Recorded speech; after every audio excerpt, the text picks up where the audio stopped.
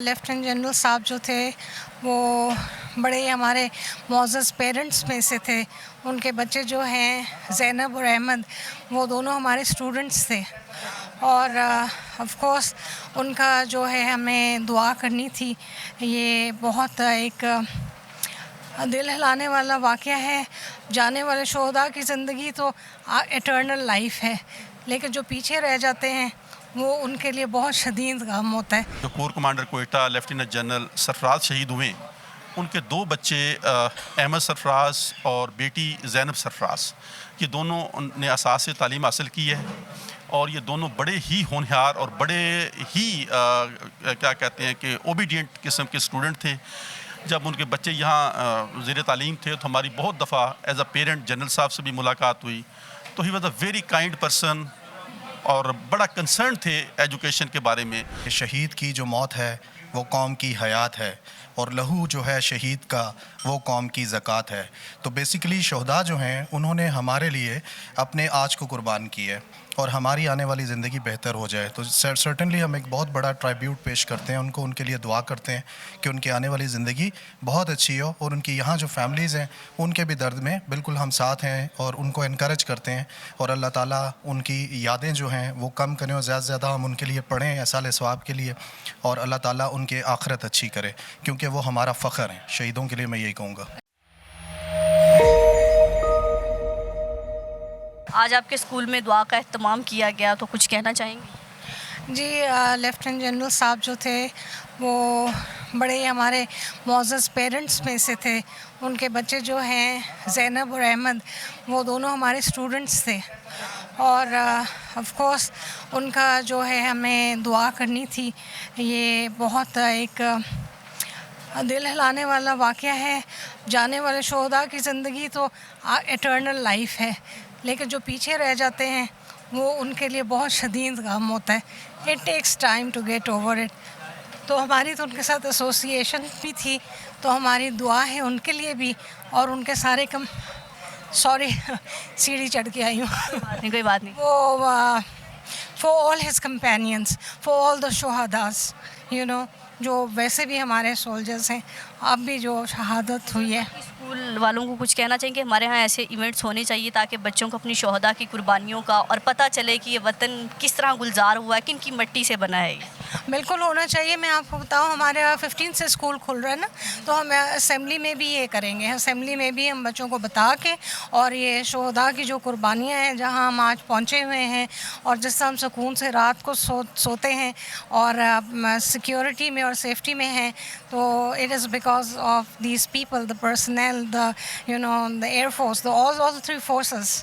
کوئی میسیج دینا چاہیں پاک فوج کو؟ اللہ میں ان کو قائم و دائم رکھے، سلامت رکھے اور ان کی فیملیز کو بھی. And keep up the good work and look after Pakistan. Sir آج شہداء کی فیملی کے لیے دعا کی گئی، تو کچھ کہنا چاہیں گے؟ یہ آج کا ایک پروگرام ہم نے رکھا تھا جو لسبیلا میں ہیلی کاپٹر کریش ہوا تھا، تو وہاں اس میں جو ہمارے فوجی نوجوان اور آفیسر جو اس میں شہید ہوئے ان کے اصال ثواب کے لیے اور ان کی جو ایفرٹس ہیں، ان کی سیکریفائسز جو ہیں، ان کو سیلیوٹ کرنے کے لیے بیسیکلی ہم نے یہ پروگرام ارینج کیا تھا. تو اس میں یہ ایک بات میں ایک شیئر کرتا چلوں کہ اس میں ایک جو corps commander Quetta lieutenant general Sarfraz شہید ہوئے، ان کے دو بچے احمد سرفراز اور بیٹی زینب سرفراز، یہ دونوں نے اساس تعلیم حاصل کی ہے اور یہ دونوں بڑے ہی ہونہار اور بڑے ہی کیا کہتے ہیں کہ اوبیڈینٹ قسم کے اسٹوڈنٹ تھے. جب ان کے بچے یہاں زیر تعلیم تھے تو ہماری بہت دفعہ ایز اے پیرنٹ جنرل صاحب سے بھی ملاقات ہوئی. تو he was a very kind person اور بڑا کنسرن تھے ایجوکیشن کے بارے میں. تو میری پرٹیکولرلی خود بھی ان سے بڑی دفعہ ملاقات ہوئی، تو میں نے ان کو ہمیشہ بڑا ایک اسکالر اور بڑا پڑھا لکھا ایک فوجی جو میں نے بہادر فوجی، ایک بہت ہی بہادر اور بڑا ملک کے لیے کمیٹڈ میں نے ان کو فوجی پایا. تو یہ ثانیہ تو بیسیکلی ہمارے سارے ملک کے لیے یہ ایک بہت بڑا ثانیہ تھا، بڑا دکھ کا ایک مقام ہے. اور اس جس میں ہمارے بڑے قیمتی قسم کے ایک فوجی، ایک عام فوجی سے لے کے ایک جنرل کے درمیان میں میجر جنرل بھی، بریگیڈیئر بھی، میجر بھی جو شہید ہوئے. تو یہ دکھ اس وقت ذرا اور بھی زیادہ شدید ہو جاتا ہے جب آپ کے کوئی بہت زیادہ قریبی لوگ بھی اس کے ساتھ ریلیٹڈ ہوں اور اس راستے میں چلے جائیں. تو یہ پروگرام بیسیکلی آج اسی حوالے سے ہم نے ان کے ٹیچرز کو بلایا تھا اور ان کو ہم نے ارینج کیا.